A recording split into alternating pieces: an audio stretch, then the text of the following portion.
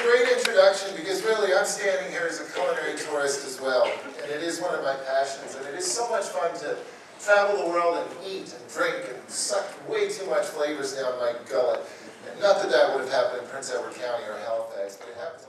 It really is neat to be here. I'm always so thrilled to be surrounded by like-minded folks, and there's lots of chefs here, and there's lots of farmers, and we're all in this culinary tourism game together. So, you know, I think what I'll do for the next hour or so is, I think we'll start by taking a close look at what's motivating our consumers and guests and travelers today. What are they actually thinking about?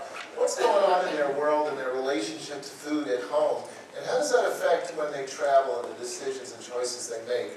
We'll take a look at some of the best practices that are helping bring culinary tourism alive on Prince Edward Island, some of the experiences that we've had over the last few years.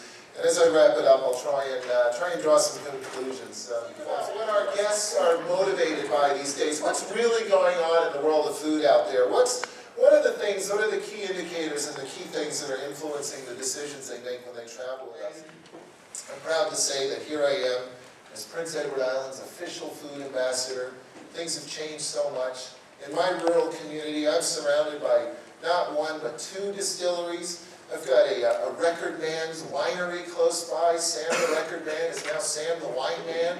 He's about to build his winery. He's had grapes in the ground for 6 years. Dirty little secret, climate change.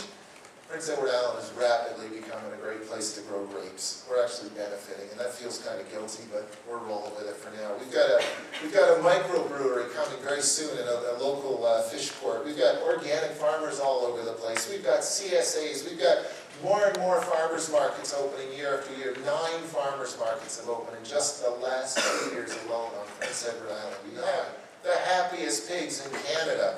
They're drunk every day because the girls that make the vodka are local vodka distillers that are making true potato vodka. There's only 2 places in Canada making true potato vodka. One of them happens to be about 10 minutes from my house. And when they're done with the mash, all they've taken out of it is the sugar and the flavor. There's a whole lot of nutrients left in it. There's this big pipe that comes out, goes under the floor, out across the backfield, comes up, dead ends in the slop tray in the pig pen. The pigs are very happy. In fact, the pig pen system had to be redesigned last year because pigs are very smart. They came in one morning and the big pigs had figured out how to turn the spout on and leave it on. All night. And yes, there were 14 very big, very happy, drunk, passed out on their side Berkshire pigs. Part of it, too, is understanding that our competition is not across the street. Our competition is every other destination. You're the competition for us, Ontario. We're your competition. But not flyers. This results in tourism's growth. It results in great eating and shopping experiences for our guests. And when we create a local, authentic promise, we base it upon good quality and fair pricing and local flavors. And that allows us to create a unique product that's better than that found in other regional food destinations. And it allows our producers to see themselves as part of tourism, and not just as suppliers to those that are part of tourism. But our farmers and our fishermen and our culinary artisans are part of the product as well. So the key messages here, I think, as we wrap it up, I think really what's driving all of this is that our food has grown up in Canada. Our local food revolution, the idea that simplicity is now part of the discourse with our chefs, shows a certain maturity.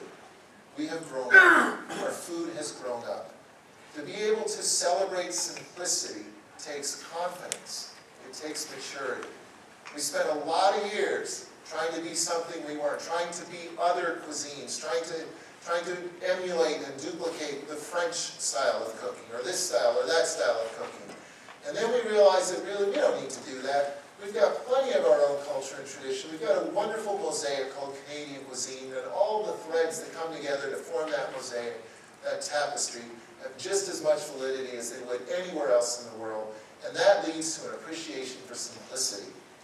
There's no shame in simplicity. It means confidence. It means our understanding that we're just as good as anybody else, anyone out there.